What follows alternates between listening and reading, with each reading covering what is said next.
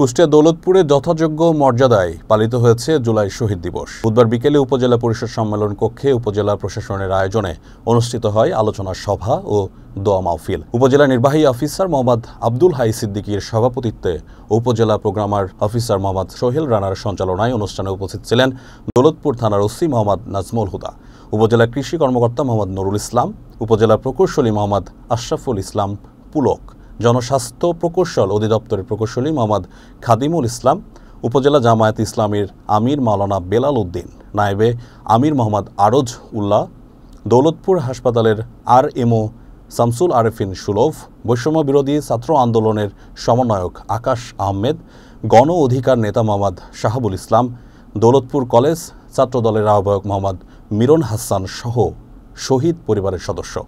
জুলাই গণ অভ্যুত্থানের নেতা, বিভিন্ন দপ্তরের কর্মকর্তা, রাজনৈতিক ও স্বেচ্ছাসেবী সংগঠনের প্রতিনিধি এবং গণমাধ্যমকারীরা অনুষ্ঠানে শহীদদের প্রতি শ্রদ্ধা নিবেদন ও তাদের আত্মত্যাগের স্মরণ করা হয়।